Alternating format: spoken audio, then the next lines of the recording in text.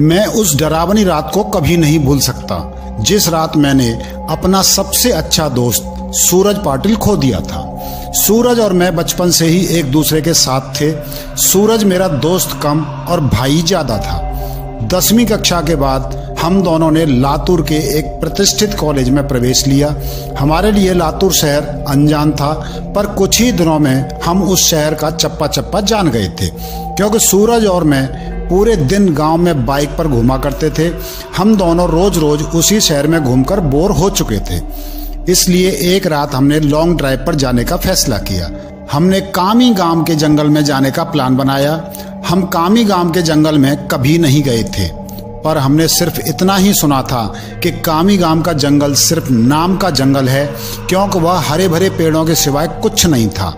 क्योंकि उस जंगल में जो भी जंगली जानवर थे वो शिकार के कारण खत्म हो चुके थे।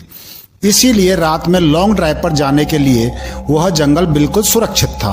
और उसी रात पूर्णमासी की रात थी, मौसम भी अच्छा था। मैं सूरज के साथ कामी गांव के जंगल में जाने के लिए राजी हो गया।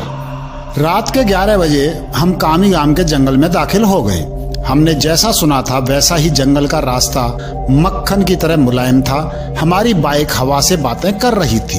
वाकई बहुत मजा आ रहा था, पर मुझे इस बात से हैरानी हो रही थी कि हम जंगल के इतने अंदर दाखिल हो चुके थे, पर तब भी हमें रास्ते में एक भी गाड़ी दिखाई नहीं दे रही थी। जंगल का पूरा रास्ता सुनसान पड़ा हुआ था। रास्ते में हमें एक पुल दिखाई दिया। वह अंग्रेजों द्वारा नदी में बनाया गया 100 से 200 साल पुराना ब्रिज था। पुल के बगल में एक बड़ा सा बोर्ड लगा हुआ था। उस पर लिखा हुआ था सेंट जॉर्ज ब्रिज। हम दोनों पुल पर गए और खड़े हो गए। पुल के नीचे से नदी बह रही थी और कोमल हवाएं चल रही थी। नदी के बहते हुए पानी में चांद दिखाई दे रहा था। इतने में दूर जंगल से भेड़िए की रोने की आवाज आई और पुल के ऊपर से बहने वाली हवाएं अचानक रुक गईं।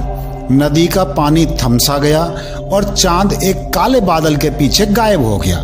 तभी हमारे सर के ऊपर से एक टिटहरी भयंकर आवाज में चीखती हुई मंडराने लगी, जैसे कि वो हमसे कह रही थी कि यहाँ से जल्दी भाग जाओ। मैंने सूरज से कहा कि सूरज, यहाँ कुछ अच्छा नहीं लग रहा है। टिटहरी का चीखना मतलब हमारे चारों तरफ खतरा मंडरा रहा है। हमें जल्दी यहाँ से निकलना चाहिए। सूरज कहता है, अरे भाई, कुछ अशुभ नहीं होता, बस ये अंधविश्वास हैं। यहाँ खड़े रहो और चुपचाप नजारा देखो। तभी मैंने सूरज से कुछ दूर पुल के पास एक औरत को खड़े देखा। दूर से तो दिखने में सुंदर लग रही थी, पर वह पुल के नीचे नदी में झांक रही थी। मैं उसकी तरफ देख ही रहा था। इतने में वो औरत पुल के ऊपर चढ़ गई। मैंने सूरज से कहा, सूरज अपने पीछे देख, वो औरत क्या कर रही है। सूरज ने पीछे मुड़कर देखा। वो औरत अभी भी पुल के रेलिंग के ऊपर चढ़कर नदी में देख रही थी। सूरज कहता है कि भाई, वो तो खुदकुशी करने की कोशिश कर रही है। सूरज ने मुझे कहा, खुदकुशी? ये शब्द सुनकर मेरे हाथ पैर कांपने लगे। इधर सूरज उस औरत को रोकने के लिए उसकी तरफ भागा, लेकिन मैं वहीं खड़ा रहा। सूरज तेजी से चिल्लाया, अरे चाची, क्या कर रही हो? उतरो, वहां से गिर जाओगी। सूरज की आवाज सुनकर मैं होश में आया।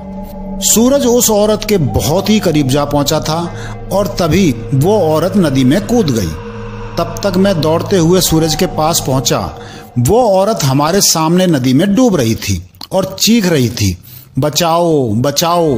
पर हम उसे सिर्फ डूबते देख रहे थे, क्योंकि हम दोनों बहुत ज्यादा डर गए थे और वो औरत मदद के लिए बुला रही थी। तभी सूरज ने अपनी टी-शर्ट उतारी और पुल की रेलिंग पर चढ़ गया।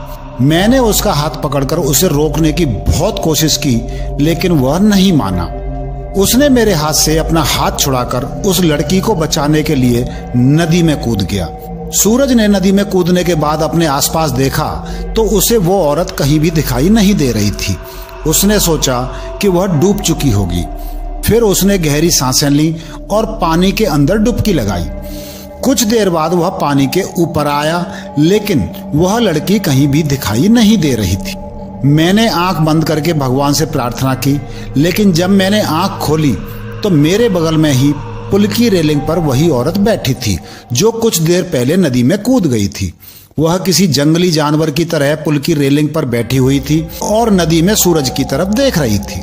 मैं मन ही मन सोच रहा था, तभी मुझे लगा कि ये औरत नहीं बल्कि एक चुड़ैल है और मैं डर के मारे कांपने लगा और जोर से चिल्लाया, सूरज।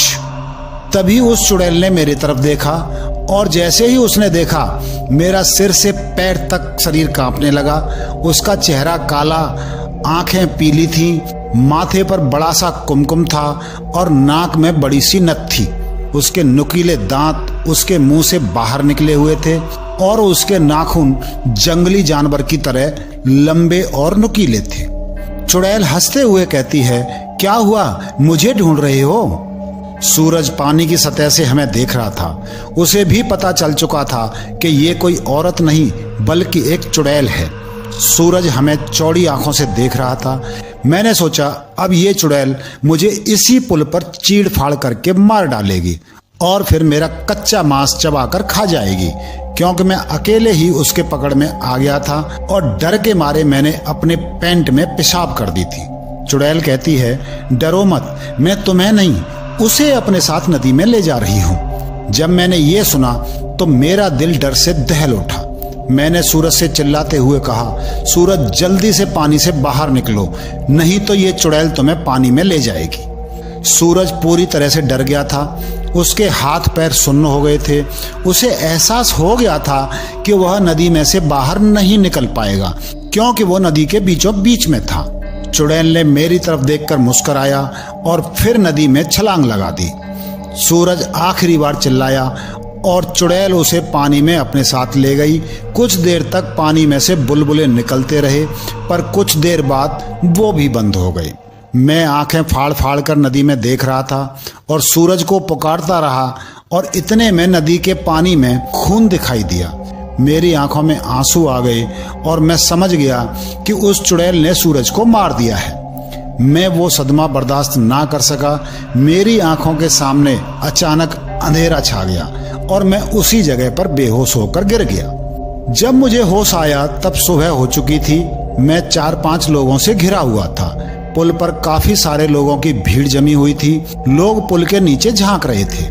मैं उठा और दौड़कर पुल के पास गया और देखा पानी में नदी के किनारे सूरज की लाश तैर रही थी।